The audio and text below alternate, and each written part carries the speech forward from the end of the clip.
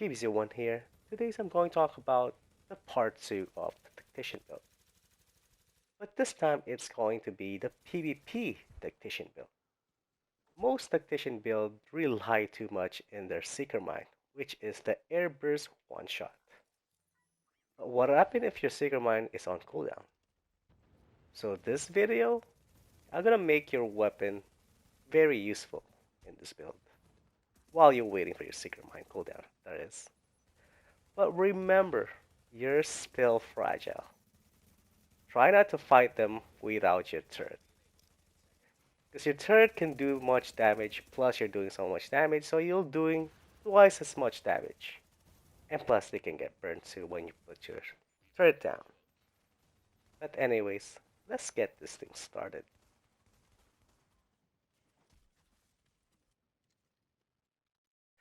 This is what my gear looks like.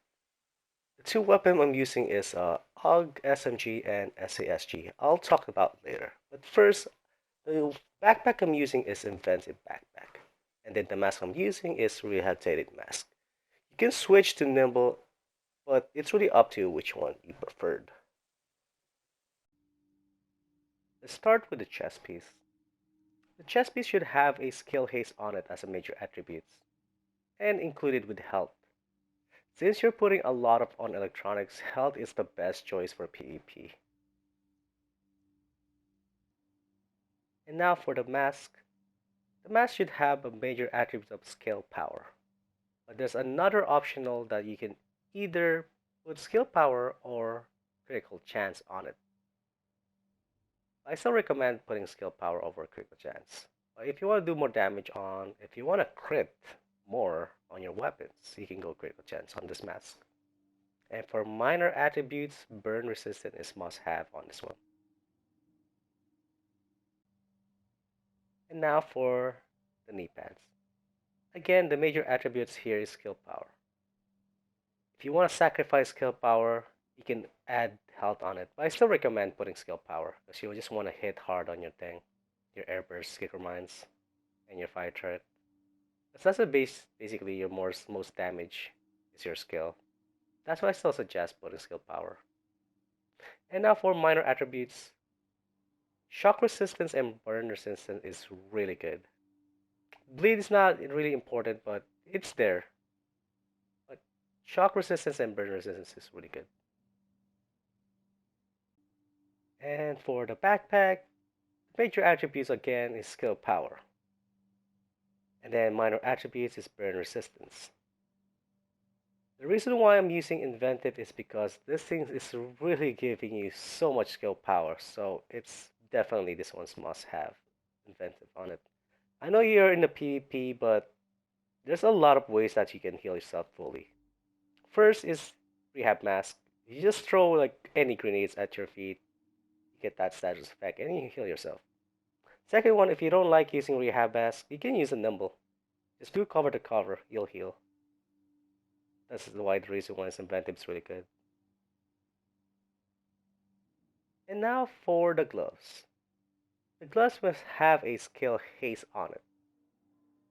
And then this is not the choice that you want, because this is the only one I have, and this one also.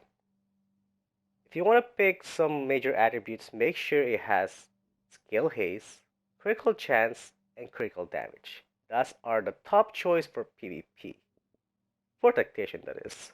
Because you don't really need that enemy armor damage and weapon damage, because you're gonna use like a SMG and a shotgun anyways, right? So basically your build is more leaning towards the crit, and then you want to crit hard.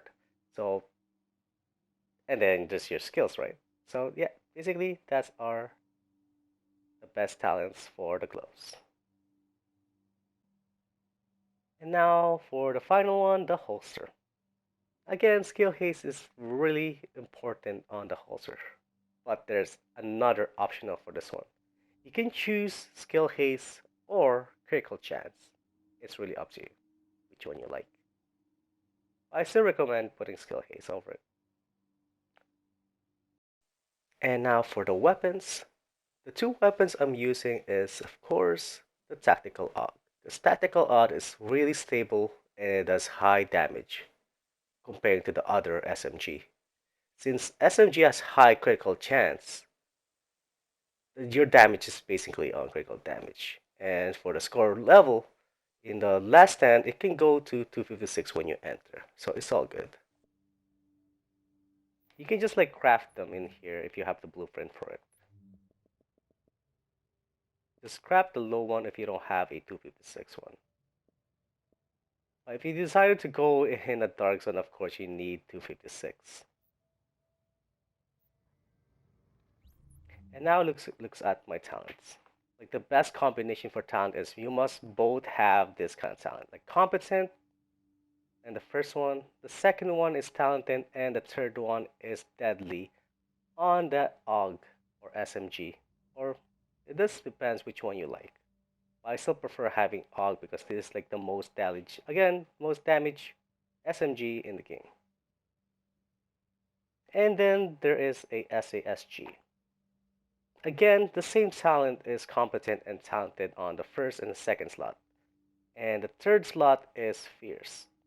Again, you can choose anything you want, but I just prefer critting more on my shotgun.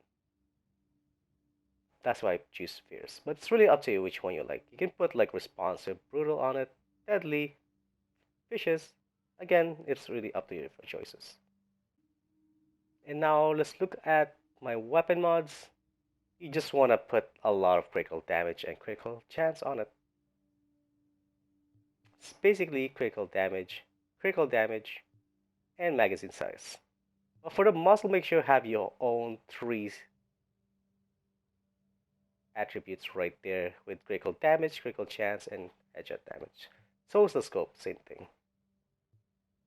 And for the grip, again, you can choose stability and accuracy. I still prefer stability and accuracy and high critical damage. Again, it really depends what you got.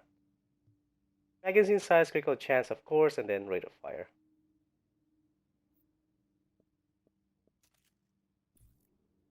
And now for the shotgun. Remember, you need a tactical SASG to have a grip on it.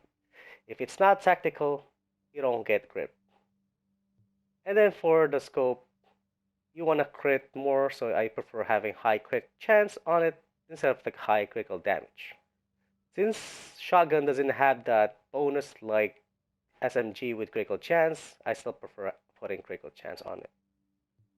Then this one again, critical damage, and this one's critical chance with critical damage on it. It's not really worth putting fire rate. I still preferred critical damage on it. The two skill that I'm using is the fire turret and the secret mine. Because the secret mine can one-shot people as long as they're not moving. Because the one big burst would follow up with the second and the third burst if they stand still. And the turret is for just in case someone goes near you. So when you see someone, make sure you place it on your ground, and then you can just start firing. Just like in this video, like here. But if you decide to go farm some credits on the last stand, all you need to do is just switch your airburst and switch it to the cluster secret mine. But keep the fire turret just in case someone tried to kill you from behind, and keeps you safe because you're fragile and they can easily one-shot you. So just use your secret mines to destroy them because the bleed does a lot of damage against NPCs, that is.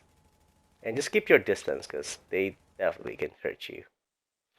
And then, if you want to attack their base with the turret, switch your Seeker Mine into Airburst again, and then switch your Fire Turret to Sensor Turret.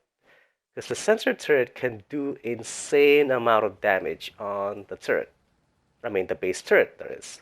Because Sensor Turret is a weapon-based damage, so it can shoot down those turrets. Plus, then, it can help you tank it. You can also throw EMP grenades on them just to disable it. You'll be safe for like about 3 to 4 seconds and you can just like destroy it. And the talent abilities that I use for this build is Critical Save, Strike Back, Wildfire, and Chain Reaction. Again, this is my preferred choice and I guess this is my recommended choice. It's really up to you if you choose a different sets of abilities. Well, that's all for this build. Hope you guys found this video useful for your future and present build for PvP. More builds to come, and this is JBZ1. This is me saying goodbye.